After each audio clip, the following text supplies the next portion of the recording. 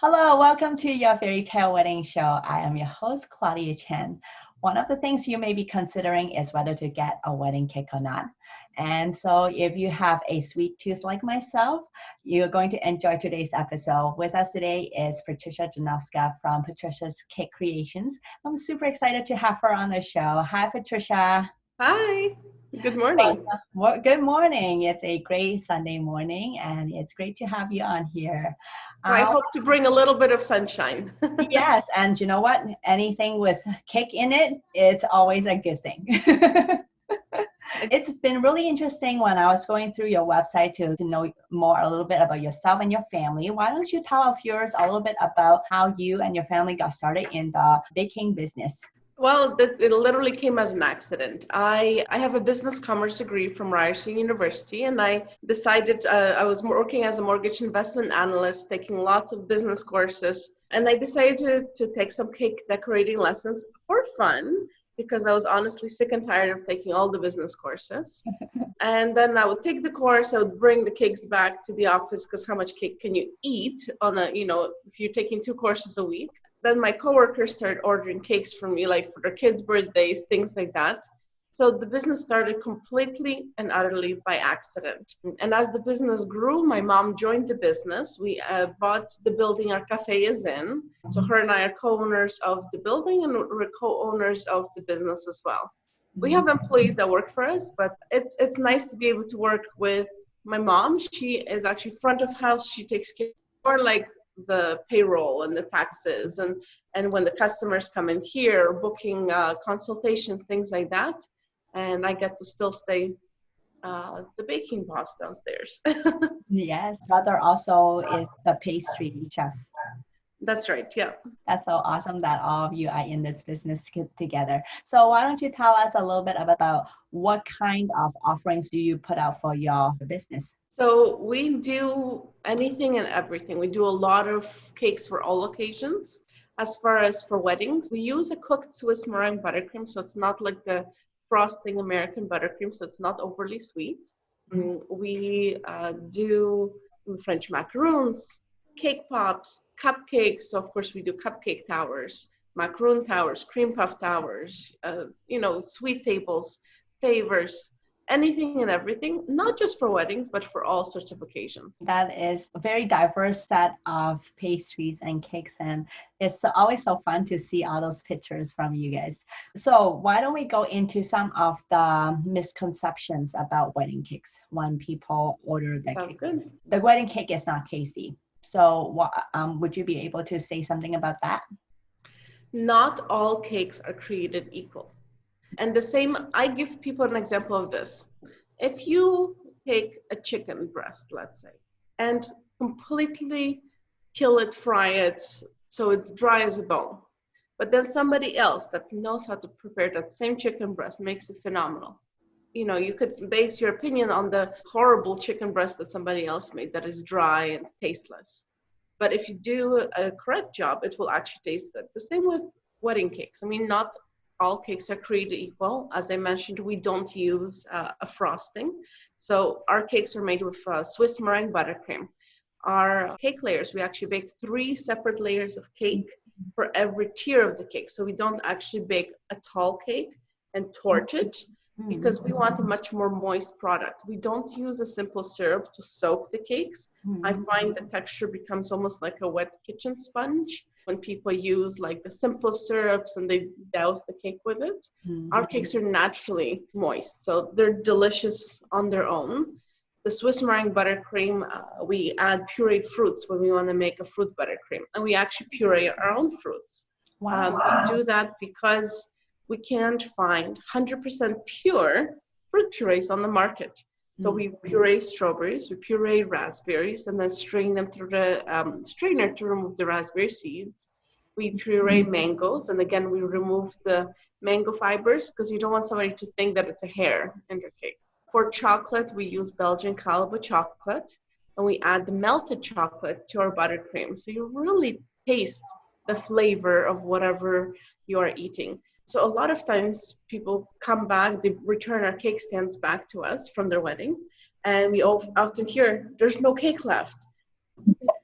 everybody ate it. I mean, we typically recommend serving about 50 to 75% of the number of guests in attendance if the cake is part of the sweet table. Mm-hmm. But we hear this all the time that people took a slice and they realized how tasty our cake is. And you tell a friend when you like something, right? And then you go back, oh, there's a different flavor. Let me try that as well. So you know what? Yes, you can get really horrible cake. And the same with cupcakes, right? You can go into a grocery store and you see cupcakes sitting unrefrigerated. What does that mean? It's shortening, it's fake. Because when you use real products, they have to be refrigerated. You can't keep a buttercream that had pureed fruits in it out at room temperature. You have to have it refrigerated, but you also have to take care of it properly. It has to warm up. Like our Swiss meringue buttercream has to sit out for a minimum of 3 to 4 hours to come to room temperature. Otherwise, it's going to be as hard as butter out of the fridge. So, you know what? You have to try, and whether or not you have a consultation or you're able to come in and try a cupcake, taste is the most important thing, because the cake could look gorgeous, but if it tastes bad, people are going to take a bite and leave the slice, and your money will be thrown out one slice at a time. A lot of experimentation and testing out to make sure that everything looks good and tastes good. And it seems like you have done it down to a T, like that experimentation with the fruits and everything, even the straining of the seeds and the fibers, and those are so important because all those little things matter when it comes and to. Also consistency. Like, for example, we scale the batter into every cake pan, so we have scalings, so the cake will bake out the exact same way every time. We pour in the exact same amount of puree every single time, so that no matter what time of year you get a cake from us, it will taste the same. Yeah, I don't know much about baking, but I know that in regards to baking, it's very different from cooking. Like baking, you need to make sure that everything is measured to the exact weight, or just something is going to be thrown off because of the chemistry of it. Exactly.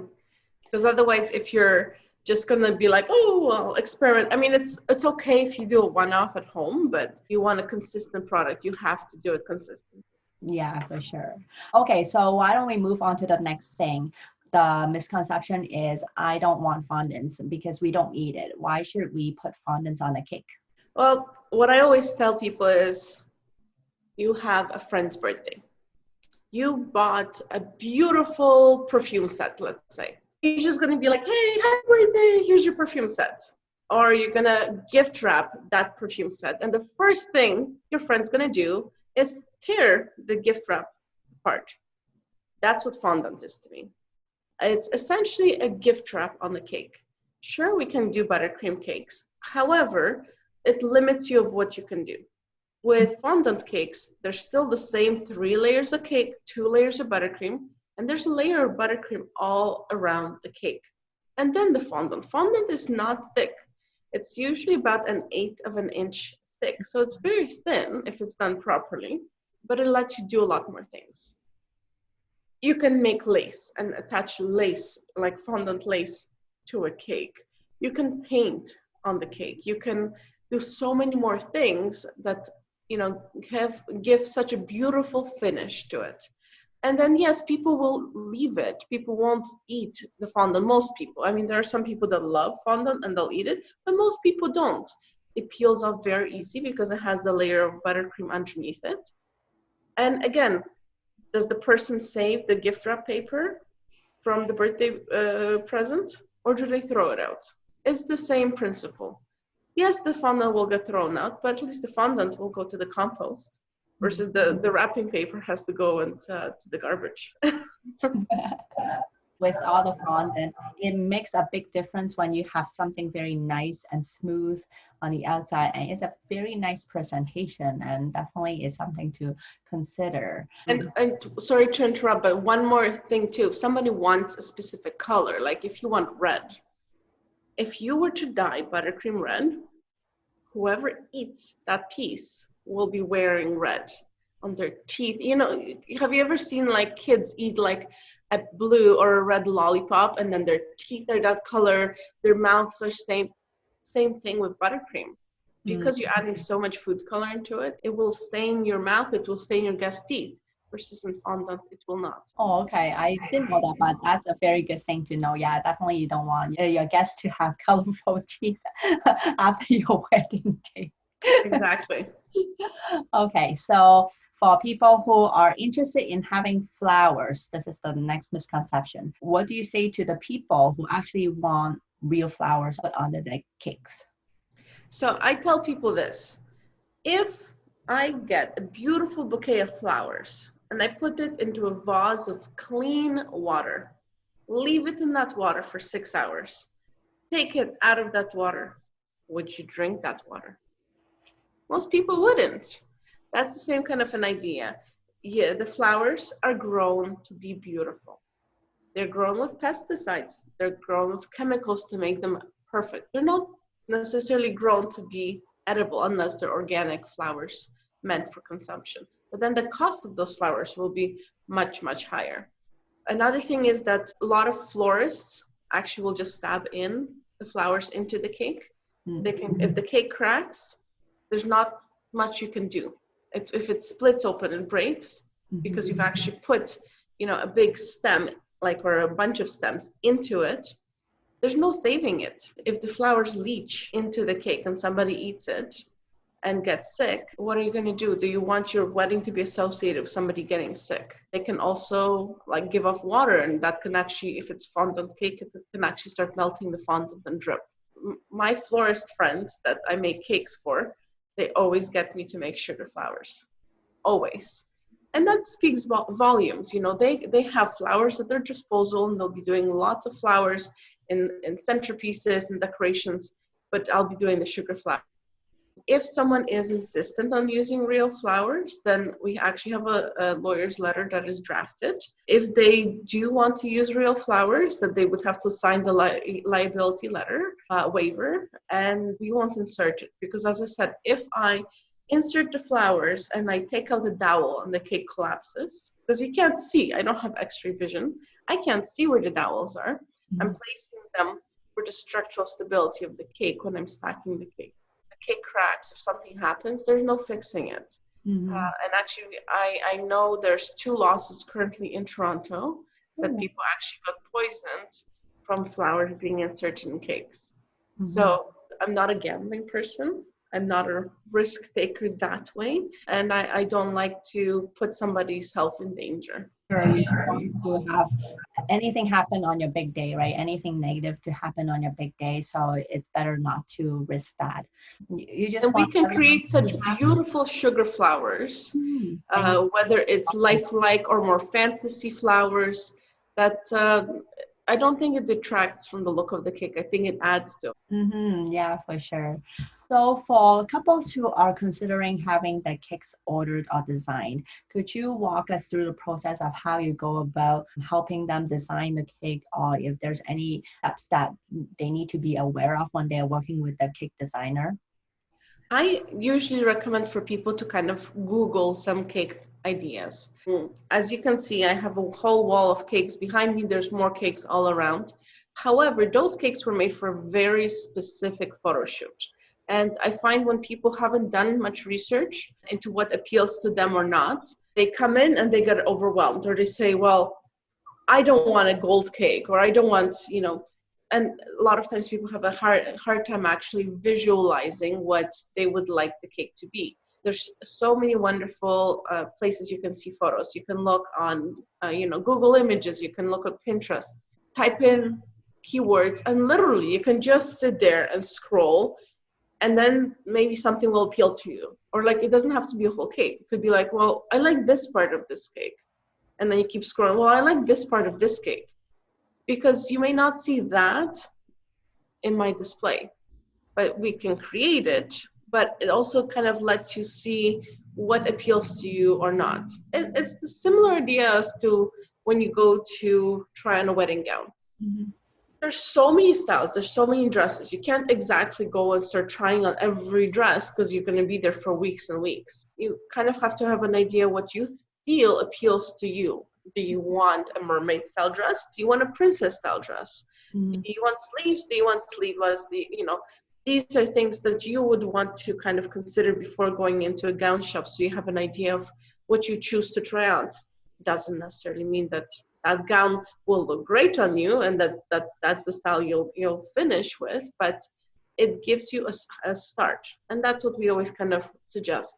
Google some ideas, see what appeals to you, and see what you feel would match in your decor. Because again, we usually meet with customers after they've chosen their flowers, their decor, their linens, so they already have like a style going on, a theme, whether it's rustic that, for example, a naked cake would work perfectly for, or something more elaborate, or, Marie Antoinette or Roaring Twenties or things like that. There's so many different things that can appeal to whatever the decor is. One thing that I always suggest is, because whenever I ask people what are the colors of their wedding, they say, well, the bridesmaids are wearing, and I always say, well, the bridesmaids are not the backdrop for your cake. And a lot of times people say, well, the bridesmaids are wearing navy dresses. I'm like, so where else are you incorporating navy? And that's the only spot, for example. You don't have to put the color of the bridesmaid dresses into the cake. You kind of want to incorporate things that are in your venue. So when you walk into the venue, your eye doesn't just jump to one spot. Your eye should flow from one thing to another, because everything should be kind of a continuation of the same design and decor. You wouldn't put a yellow cake if everything in your venue was white with accents of blush. Like, you want to kind of have everything flowing together. So because you've said that, so do you usually recommend couples to come to you for the cake design after they have made the decision for the other parts of the design? It's good to at least have an idea of what you will be doing. I mean, like, if you have an idea, well, I want rustic, or I want, like, well, these are kind of the feel of the wedding, the theme, the feel of the wedding. Because if you're coming in and you have no idea kind of what your venue will even look like, the decor, it's difficult to choose a cake that will actually match. So you don't have to necessarily have everything finished off to book a wedding cake, but it's important to have an idea of what you would like the cake, like the decor to look like. Like, for example, it's my daughter's communion coming up this year, and she wants things to be pink with a little bit of blue and kind of like a take on Cinderella. I haven't ordered the linens yet. I haven't ordered the chairs. I haven't, decided the flowers, but I can start figuring out what I want her cake to look like, because I know the colors and the feel. I know that it will be kind of Cinderella-y, pink with a little bit of blue. So it's important to have that idea of kind of, this is what I'll be doing. So will this fit the overall vision of my wedding?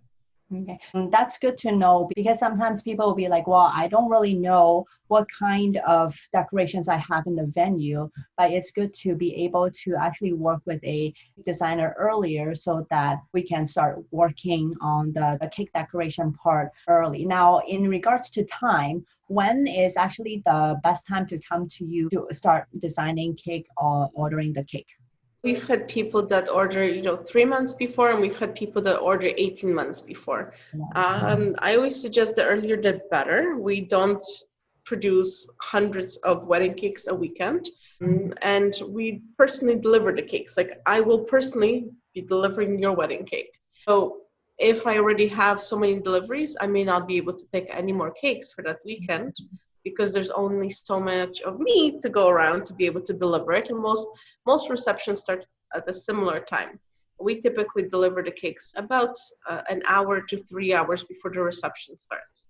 It all depends on the venue. It all depends on the flow. If the wedding is happening in the same room, like the ceremony as the reception, then we typically prefer to come in towards the end of the flip, unless the cake is going to be standing in a spot where it's not going to be getting moved. But during a flip, it's absolute mayhem.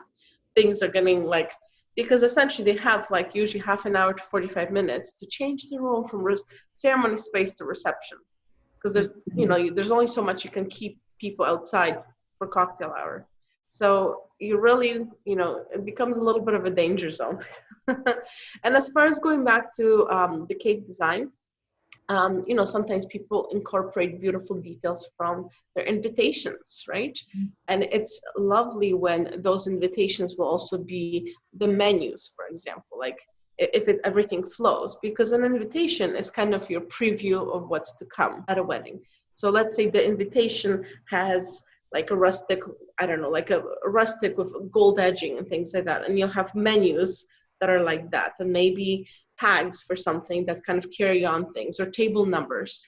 We can definitely incorporate those little details into the cake design as well. So everything kind of flows. So, everything works together. As far as colors or flowers, that can be all changed, because right now you may be thinking just all white, and then you may change your mind and do, white with blush, for example.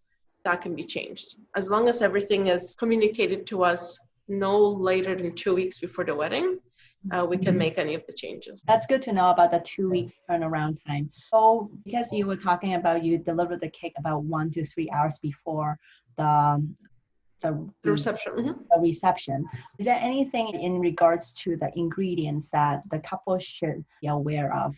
Well, because we use a Swiss meringue buttercream, it needs time to sit out at room temperature. Even if it's small birthday cake, we say 3 to 4 hours. Wedding cake needs more because it's bigger. The bigger the size, the more time it takes, because it needs to kind of warm up. It's safe, no problem to keep it out like up until the evening to cut, because we don't use like a cream cheese frosting, we don't use a custard or whipped cream. So it is safe for the cake to sit out. The ingredients are 100% fine to sit out, and that's according to Health Canada. This is not just like, well, Patricia said so. No, this is actually dictated by a governing body. That's good to know. You mentioned earlier during the interview that you shared a lot about 50 to 70% of the guest size for the cake order. Can you just expand a little bit more in regards to this area? Yep. Not everybody will have a slice of cake. If there's a sweet table, you've served dessert earlier in the night, some people may be leaving early. People that have young kids, for example, maybe a babysitter waiting at home, or older people, they may not be staying till 11 o'clock or midnight. And yes, you think, oh no, this is my wedding, everyone wants to stay till 1 a.m. till the wedding finishes, but that's not the reality. And also some people, if you have an open bar, may be enjoying the open bar a little bit more and may not really realize there's other food options to be eaten, right? So that's why we typically suggest about 50 to 75% of the number of guests. Sometimes if the guest count, like if you're having like a 600-person wedding, you may not need a 300-person cake. You may want to have a 200-person cake. Sometimes if there's a lot of cultural sweets, again, you may have less servings from the cake, because certain nationalities tend to kind of gravitate towards their own cultural sweets. It's also important to have an idea of flavors that your guests like. I always suggest choose the favorite flavor for your bottom tier, because that's the tier that people cut and serve each other. But think of like what flavors appeal to the guests that will be attending your wedding. Like, for example, Polish people like caramels or strawberry, like in their buttercreams. But I find that my Asian clientele loves our mango passion fruit. And we always hear it's not too sweet. Because caramel will be a lot sweeter than mango passion fruit. So you want to appeal to the guests that are coming to your wedding and will be enjoying the cake. It is true that for Asian people, they tend to say things like, oh, I want my dessert not so sweet. And Yep. versus for people who are in the Western culture, they do tend to like something a little bit sweeter. So the cultural aspect is very important to consider. That is definitely one thing to keep in mind when you're ordering your dessert.